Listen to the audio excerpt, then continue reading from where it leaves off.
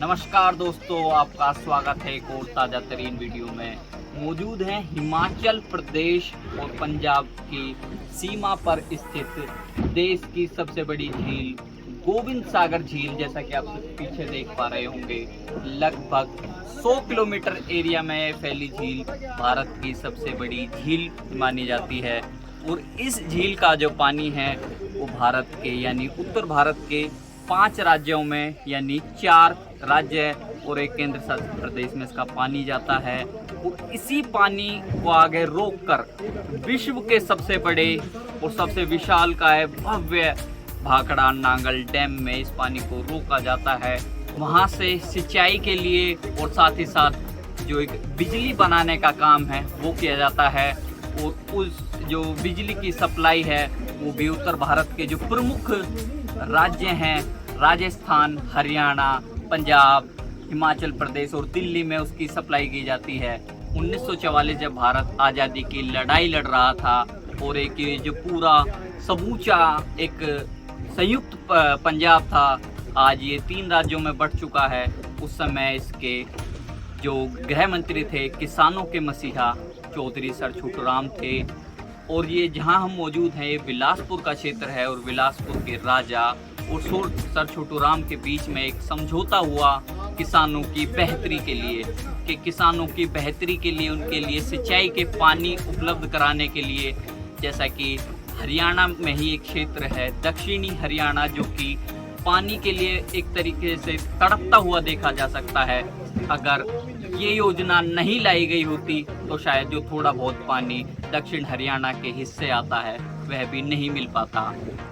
किसानों के एक नेता होने के नाते किसानों का दर्द महसूस करने वाले चौधरी सर छोटू राम ने इसके लिए प्रयास किए। और सर जो बिलासपुर के राजा थे और सर छोटू राम के बीच में एक समझौता हुआ कि एक बांध का निर्माण कराया जाएगा। 1944 की ये बातें हैं, नवंबर का महीना था, दोनों के बीच समझौता हुआ। लेकिन उसी दौरान सर छोटू राम की तबीयत थोड़ी नासाज थी। 1945 और जनवरी का महीना था, 8 जनवरी, जिस समय उनकी हालत नाजुक थी। उसी दौरान 8 जनवरी को इस परियोजना के उन्होंने हस्ताक्षर किए, एक अमली जामा पहनाया कि अब आगे किसानों के लिए एक बहुत बड़ा प्रोजेक्ट आने वाला है। लेकिन अगली ही सुबह 9 जनवरी 1945 को किसानों का वो मसीहा, किसानों के वो देवता इस दुनिया को छोड़कर चले गए। और फिर 1947 में जब देश आज़ाद हुआ, देश एक जो भारत है वो अपने पैरों पर खड़ा होने के लिए लड़ रहा था। और एक कृषि प्रधान देश होने के नाते उसे एक ऐसी ही डैम की ज़रूरत थी जो कि उसके जो किसान हैं उनकी जो सिंचाई के लिए जो पानी है वो उपलब्ध हो सके।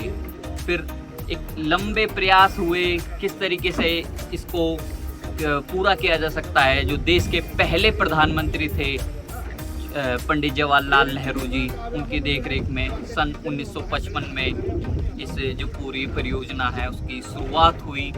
और लगभग 13,000 मजदूरों ने काम किया, 300 इंजीनियरों ने काम किया और लगभग 20 जो विदेशी विशेषज्ञ थे उनकी देखरेख में एक लगभग 7 साल में ये जो पूरा भाखड़ा नांगल डैम है इसकी एक पूर्ण रूप देखने को मिला। और ये पीछे आप झील देख सकते हैं, लगभग 100 किलोमीटर में एरिया में फैली हुई झील है।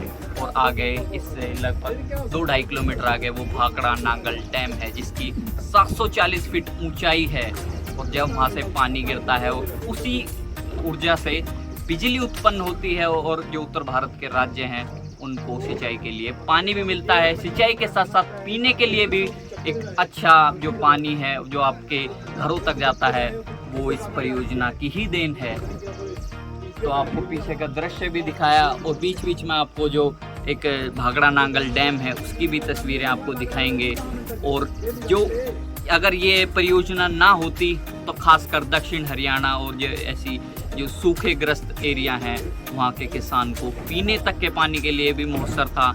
और आज एक ये जो खुशहाल किसान, एक खुशहाल हरियाणा, एक खुशहाल पंजाब की जो तस्वीर आप देख रहे हैं कि कृषि के एरिया में ये दोनों राज्य एक अच्छा एक अपनी परफॉर्मेंस दे पाते हैं, उसमें एक बहुत बड़ा जो योगदान है वो भाखड़ा नागल डैम का है, झील का है, चौधरी सर छोटूराम का है और देश के पहले प्रधानमंत्री पंडित जवाहरलाल नेहरू का है। अक्सर जो ये आज की जो नई सरकार है ये तरह तरह की बातें करती है कि पिछले 70 साल 75 साल में हमने क्या किया, आज 75 साल पूरे हुए हैं अभी इसी स्वतंत्रता दिवस को।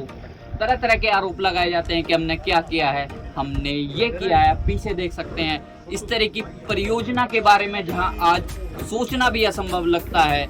लगभग 250 करोड़ का जो प्रोजेक्ट था उस समय 250 करोड़ रुपए लगाकर, और जो देश का अन्नदाता किसान है, जो कृषि प्रधान देश है, उसके लिए इस तरह की योजना लाई गई। और जब अत्याधुनिक चीज़ें भी नहीं थी, जेसीबी और तरह तरह की जो चीज़ें हैं, आज लेंटर डालने की भी मशीनें हैं और वैसी मशीनें हैं और नए नए उपकरण हैं, उस दौर में लोग बागों ने अपना एक घर की तरह, जैसा एक आदमी अपने घर के लिए काम करता है, मजदूरों ने अपने घर के लिए, अपने देश के लिए अपना जो बलिदान दिया और उसके बदले में जो इतनी बड़ी परियोजना है वो हमें देखने को मिली। तो आप सभी से अनुरोध है कि इस वीडियो को शेयर करें और ऐसी अन्य वीडियो आपको पहुंचाते रहेंगे। तब तक के लिए आपसे विदा लेता हूं।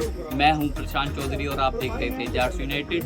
अगर आपने अभी तक चैनल सब्सक्राइब नहीं किया है तो चैनल को सब्सक्राइब करें, और अगर आप ये वीडियो फेसबुक पर देख रहे हैं तो हमारे फेसबुक पेज पर क्लिक करें।